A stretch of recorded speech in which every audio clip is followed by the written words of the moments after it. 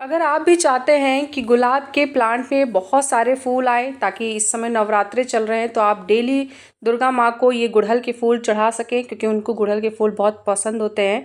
तो इसके लिए आज मैं आपको 3 टिप बताऊंगी जो बहुत ज़रूरी है और अगर आपने इसको फॉलो किया तो कभी भी गुड़हल के प्लांट में कोई भी प्रॉब्लम नहीं आएगी। आप देख सकते हैं ये मेरा सफ़ेद गुड़हल का प्लांट है और इस पे कितने सारे फूल आए हुए हैं। ऐसे मेरे पास रेड कलर का है, येलो कलर का है, बिस्किस है और सब पे ही फूल इस समय रेगुलर आ रहे हैं।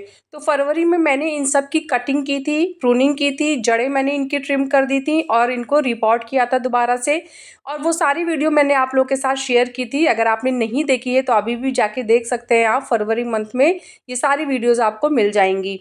उसके बाद जब रिपोर्टिंग के बाद मुझे लगा कि हाँ प्लांट्स ने थोड़ी ग्रोथ शुरू कर दी है, तो उसके बाद फिर मैंने इसमें कुछ खाद डाली थी। तो इसके लिए सबसे पहले मैंने मिट्टी की गुड़ाई कर ली थी। गुड़ाई करने के बाद मैंने इसकी कुछ मिट्टी बाहर निकाल ली थी, लगभग 1 इंच तक की जो मिट्टी थी वो बाहर निकाल ली थी और मैंने एक थोड़ा सा चारों तरफ सर्कल सा कर लिया था। स्टेम के पास की मिट्टी नहीं हटाई है। इसके बाद मैंने इसमें लगभग 1 बड़ा चम्मच बोन मील का इस्तेमाल किया था। तो बोन मील आप 2 से 3 महीने में सिर्फ एक ही बार इस्तेमाल करें, उसे बार बार रिपीट करने की ज़रूरत नहीं है। उसके बाद फिर मैंने इसमें कुछ नीम की खली डाली थी, लगभग 1 से 1.5 चम्मच और फिर मैंने गोबर की खाद का इस्तेमाल किया है।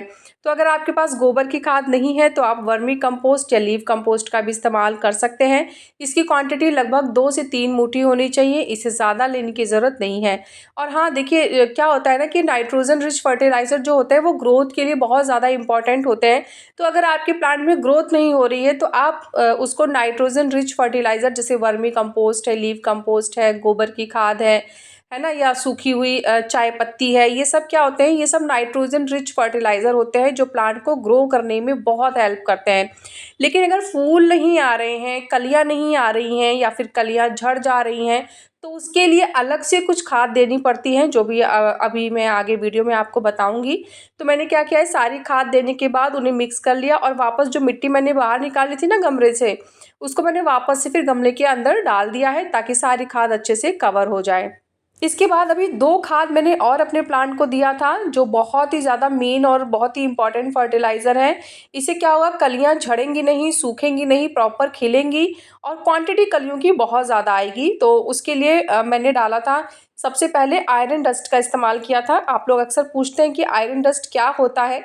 तो देखिए ये जो लोहा होता है, लोहे का पाउडर होता है, मतलब ये इस तरीके का पाउडर होता है जो एकदम बारीक हो जाता है और कहीं भी दरदरापन नहीं रहता है इसमें, एकदम पाउडर फॉर्म में होता है ये और ये प्लांट को आयरन देता है। तो अगर आपके पास आयरन ऐसे आप मार्केट से नहीं खरीद सकते हैं तो लोहे की दुकान पे जाइए, जहाँ काम होता है वहाँ छोटा छोटा चूरा लोहे का पाउडर नुमा मिल जाएगा। आप चाहे तो उसका भी इस्तेमाल कर सकते हैं। आप इसे 2 से 3 महीने में सिर्फ एक ही बार दीजिए और लगभग 1 लीटर पानी में 1 से आधा चम्मच दे सकते हैं। प्लांट के साइज़ पे भी डिपेंड करता है, अगर बहुत बड़ा प्लांट है तो 1 चम्मच दीजिए, छोटा प्लांट है तो आधा चम्मच ही काफ़ी होगा। और उसके बाद इसे अच्छे से मिक्स करके और इसमें पोटेशियम भी घोल लीजिए, जैसे पोटेशियम मतलब पोटाश जो रेड कलर का आता है, अगर वो नहीं है तो एनपीके का 0050 डाल दीजिए। उससे क्या होता है ना कि फूल बहुत तेज़ी से आते हैं, क्वांटिटी बहुत ज़्यादा होती है। तो आयरन डस्ट को जब भी आप प्लांट को दें तो अच्छे से मिक्स ज़रूर कर लें क्योंकि वो नीचे बैठ जाता है। तो जब भी आप इसे प्लांट को दें तो हल्का सा मिक्स करते रहें ताकि ये नीचे ना बैठ पाए। पानी की क्वांटिटी का आप विशेष ध्यान रखिएगा। मैंने 1 लीटर इसलिए बोला है क्योंकि बहुत सारे प्लांट्स ऐसे होते हैं जो बड़े बड़े होते हैं। बाकी अगर आपका पौधा छोटा है तो पानी कम लीजिएगा और आधा चम्मच आयरन डस्ट घोल के और प्लांट को दे दीजिएगा। इससे क्या होगा ना कि अगर आपने छोटे पौधे में 1 लीटर पानी डाल दिया तो वो तो ड्रेनेज होल के थ्रू बह जाएगा, तो उसके साथ साथ आपने जो आयरन डस्ट दिया है वो भी बह जाएगा। तो पानी की क्वांटिटी अपने पौधे और गमले के साइज़ पे भी डिपेंड करता है, इसका ज़रूर ध्यान रखें। अब प्रेजेंट टाइम पे मैं फिर से फ्लावरिंग चाहती हूँ क्योंकि अभी नवरात्रे चल रहे हैं और डेली मुझे दुर्गा जी को फूल चढ़ाने हैं और इसलिए मैं और चाहती हूँ कि इस टाइम तो कम से कम ढेर सारे फूल आए। तो इसके लिए मैं क्या कर रही हूँ, पहले मैंने जितने भी सूखे पत्ते थे उन्हें हटा लिया है, जो फूल सूख गए थे उनको रिमूव कर लिया है। और उसके बाद ना मैंने इसमें देखिए, आप मिट्टी देखिए, ऊपर से आपको लग रहा होगा कि कितनी ज़्यादा सूखी हुई मिट्टी है। लेकिन जब हमने गुड़ाई की तो देखिए अंदर मिट्टी में हल्की सी नमी है। तो इस तरीके की मिट्टी जब रहे तब हमें पानी प्लांट को देना है। तो इससे क्या होगा, कभी भी जड़ों में गलन नहीं आएगी, सड़ेंगी नहीं वो, और ओवर वाटर की प्रॉब्लम कभी भी नहीं आएगी। तो गुड़हल के प्लांट पे इस चीज़ का ध्यान रखें। गुड़ाई तो इसको बहुत ज़्यादा नहीं पसंद होती है, तो आप महीने में 1 बार या 20 दिन में 1 बार गुड़ाई करें, और हल्की गुड़ाई करें क्योंकि इसकी जड़ें ऊपर की तरफ ज़्यादा फैली रहती हैं। और आप मिट्टी देखिए, मतलब इतनी भुरभुरी मिट्टी है, इससे ओवर वाटर कभी होगा ही नहीं। तो ये भी एक रीज़न होता है प्लांट के ख़राब होने का, उसके फूल और कलियों के झड़ने का, क्योंकि ज़्यादा पानी देते हैं ना तो कलियां झड़ जाती हैं। और देखिए कम पानी देंगे तो भी अच्छे से ग्रो नहीं कर पाएगा। तो इस बैलेंस को हमेशा ध्यान रखना होगा। अब इस पोजीशन पे हमें अपने प्लांट को पानी देना है। अभी गुड़ाई करने के बाद मैंने सारी मिट्टी को स्टैंड के नज़दीक कर दिया है, देखिए इस तरीके से। और यहाँ जो अब गहरा सर्कल बना है, इसमें मैं बहुत ही अच्छी और बहुत ही मतलब सस्ती, क्या कहूँ, फ्री की खाद है जान लीजिए एक तरीके से। तो वो क्या है, चलिए वो भी आपको बता देती हूँ। तो ये है केले के सूखे हुए छिलके, एकदम प्रॉपर ड्राई छिलके हैं, और इनको मैंने छोटे छोटे टुकड़ों में काट लिया है। और अब इसके बाद इसका हम इस्तेमाल करेंगे। तो ये लगभग 1.5 से 2 केले के छिलके हैं। इनको मैंने छोटे छोटे टुकड़ों में करके, और जहाँ मैंने गहरा सर्कल बनाया था वहाँ पे चारों तरफ डाल दिया है। और डालने के बाद अब हम इसे मिट्टी से कवर कर देंगे।